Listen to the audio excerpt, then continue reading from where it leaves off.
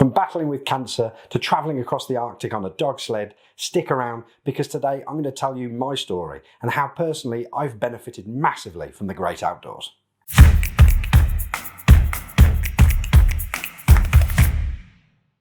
Hi, my name's Jack and welcome to the Summit Fit YouTube channel. If you're new here and you're into adventure travel and the great outdoors, then please consider hitting the subscribe button below. Now, this particular video is the first video that is part of a brand new segment of the Summit Fit YouTube channel. Known as Summit to Discuss, I'm going to be chatting to all kinds of adventurers from around the world about their incredible journeys and how you can benefit from some of their top tips. Over the past few weeks, I've been asking you for your questions via platforms such as Instagram for me, so that I can discuss my story, why I'm here, and also some of the things that I've learned and hope to pass on to you guys so that hopefully you can benefit from them moving forwards in the future. So without further ado, here is question one. Okay, so from Instagram, we've got, how did you get into adventure and mountaineering? Okay, so I didn't actually grow up much at all. No, I didn't actually grow up in the heart of the mountains. I actually grew up in a relatively rural area, but just outside of Birmingham in the Midlands. Now, all of this seemed to lay a really great foundation for me to sort of get into the outdoors as I got older. But in actual fact, it wasn't until I sat down and watched, it was an abridged version of the David Attenborough Planet Earth series. And it was in this abridged version, I decided, I'm going to walk from the top of Africa, in the northernmost part of Africa, to the southernmost part of Africa. Now, of course, at the time, I didn't really realise what an ambitious undertaking that was. Some may say ridiculous as well, but nevertheless, I set out and started training for this voyage. I went for a walk with a friend to the Malverns on a relatively wintry day, and I stood on the summit of the highest point of the Malverns, and I was convinced, there was that trig point, I was convinced I could tell anyone I was on top of Everest. They would not know otherwise. And of course, they would know otherwise. It looked like a wet, soggy hill somewhere in the middle of England and not the top of Everest. But nevertheless, that was enough for me to get the bug. Imagine what's further afield and so in some of these really big mountain ranges out there. And gradually, peak by peak, I would go up something higher or more challenging until eventually I found myself doing some of the incredible activities that I've done up until now. Okay, so question two is, what is your proudest adventure achievement so far? Ooh, that's a tricky one to pick. Yeah, I'm going to put this down to 3 different trips, and I appreciate that might be a bit of a cop-out, but I am going to put it down to 3. Number 1, I'm going to say, is crossing the Vatnajökull Glacier in Iceland. This is actually one of the largest ice caps on the planet after the North Pole and the South Pole. And I spent 2 weeks crossing that as part of a small expedition. That was in 2014. And this was actually in June, so it wasn't in the height of winter, so it wasn't the coldest weather. However, because it was a little bit warmer, what that meant was this what would have been snow became wet sleet. The ice cap itself was this layer of obviously very deep freezing ice, but on top of it was this layer of slushy snow, so everything was just constantly soaking wet. I actually shared the tent with a Norwegian man who had previously been to the North Pole, and he didn't speak a word of English. I don't speak a word of Norwegian, so it was kind of interesting in the tent, but I could tell he was getting very frustrated by the conditions because everything was soaking. Everything was therefore, because it was wet, was very, very cold.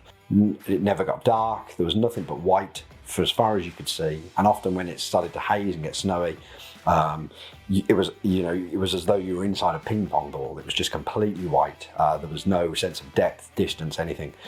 So it was a difficult thing to do.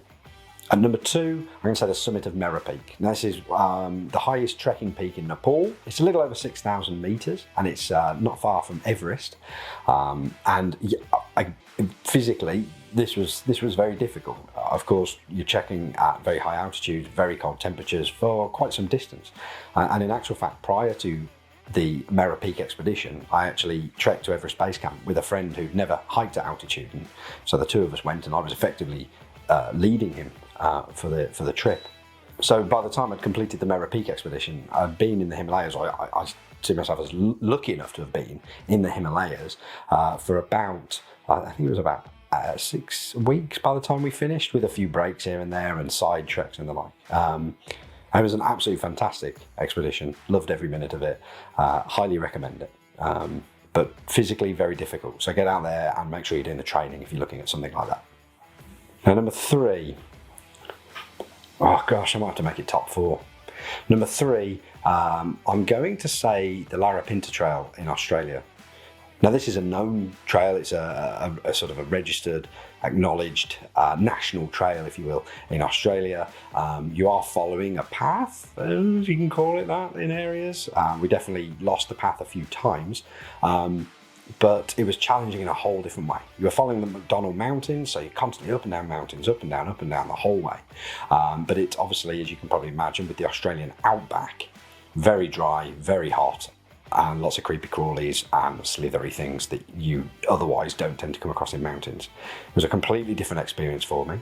I had to carry supplies for up to 2 days. Now, of course, in the desert, that includes an awful lot of water and therefore an awful lot of weight. So it was challenging.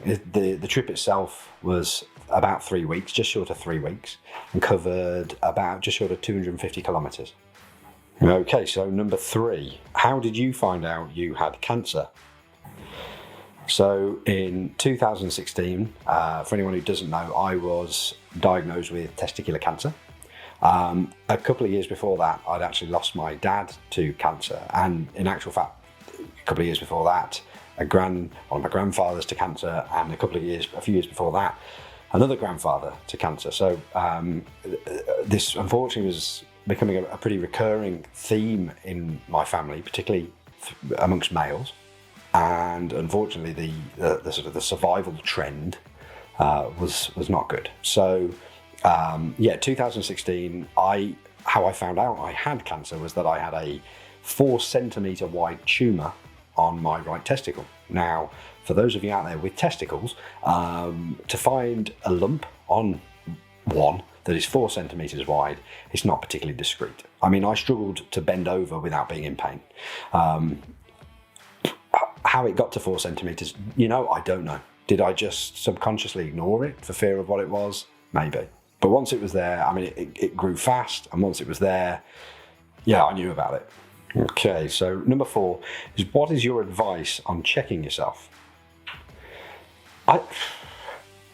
To do it with frequency, and pay attention.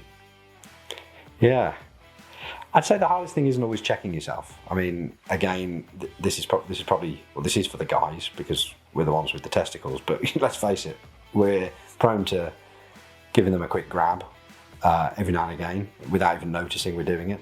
So it is just a case of really doing that, but paying a little bit of attention while you're doing it. Ooh, there's a lump on my nut. I should probably acknowledge it. What I would say the challenge is, however, isn't necessarily checking or finding the lump, although that's not to say it's not a challenge. It is, of course. For me, the hardest thing seemed to be telling someone about it.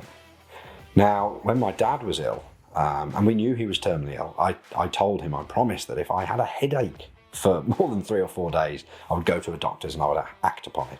I'm not going to sit back and wait for it to manifest into something more sinister. But the reality of jumping up and acting on something like a scary lump on part of your body is completely different.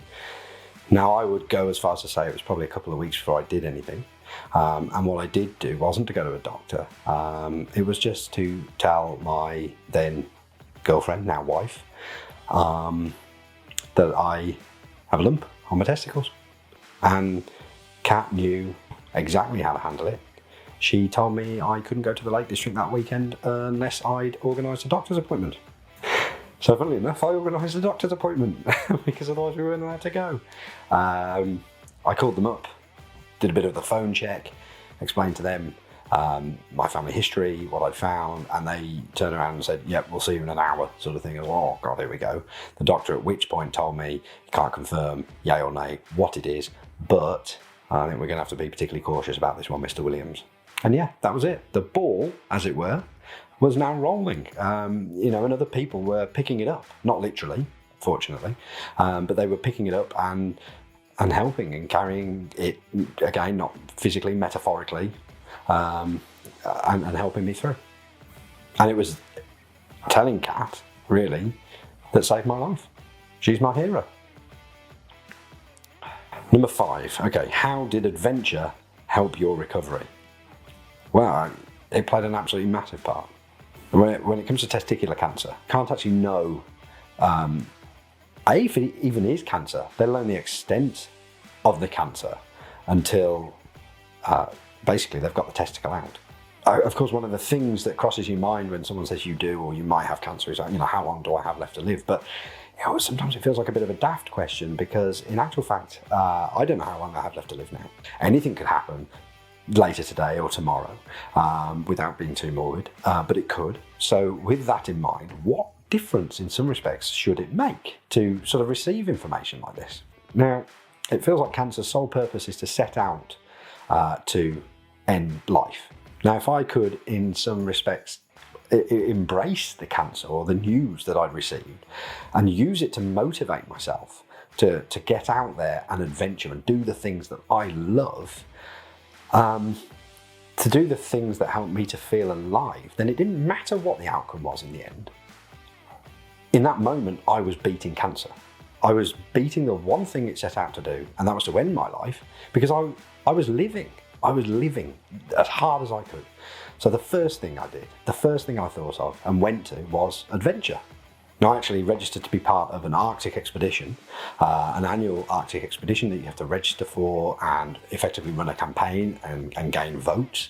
And I won the spot, and I travelled for about a week across a few hundred kilometres of the Arctic Circle from Norway to Sweden in the winter on dog sled, and it was fantastic. So yeah, it helped me to feel alive, and it helped me to put things in perspective and enjoy the moment. Okay, so number 6, why did you become a mountain leader? I think I wanted to become a mountain leader for the same reason that George Mallory wanted to climb Everest, and really at the time that was because it was there. So it felt like the sort of quintessential way to put a little bit of a crown on top of all of my outdoor achievements at this point. Of course, alongside that comes the benefit of being able to deliver courses in the outdoors, or deliver courses and guided walks, etc., and potentially earn a living in the great outdoors. And that is something that I'm here trying to pursue today. Of course, the Summit Fit, that's what you're here watching. Also run through Summit Fit courses and expeditions, and really this was again in response to the cancerous diagnosis, saying, let's get out, I want to get outside, I want to live my life as much as I can doing what I love. So this is me setting up Summit Fit, and this is me doing it in response to my cancerous diagnosis. Okay, so what's your advice, this is number 7, what's your advice to someone seeking a more adventurous lifestyle? I'd say get out there first off, but that's a bit of a cliche. That's what everyone says. Put on your boots and go out, seek adventure and all that jazz. But also I'd say first and foremost, really, get skilled up. Poor mental health can be very damaging, and the mountains and outdoor environments can play a huge part in helping us to find ourselves and to feel better.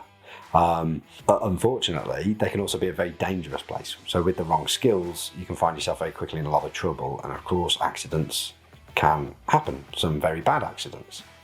So get out there, get yourself on a course, read some books, watch some Summit Fit videos, of course, and do it safely, start small, and just sort of take your time, really. Enjoy it, embrace it, make it part of who you are. Don't just sort of binge mountain climb for the sake of it. Embrace nature and show the mountains some respect as well, because that will keep you nice and safe and healthy. Okay, so number 8, how is your health now? Well, this is the 7th of January that I'm filming this, so I'm still trying to work off about 183 mince pies. But besides that, good. Yeah, everything is all clear. I caught it very early, even though it was a large tumour. I did catch it early. I had no chemo or anything. I now have a son, George, Explorer George. He's actually on Instagram. He's a bit of an adventurer. He might be tiny, but he takes on some big adventures. He's my best mate, but I've also got another best mate on the way. We've got another son expected in May, so that's very exciting. Okay, so thank you very much for your questions. I hope you've found some benefit in this. If you, in actual fact, have any concerns about your own health, please get on Instagram, Find Something Fit, drop me a message. Get on Facebook, go to the group, drop me a message. I'm all over it on there, you'll see me.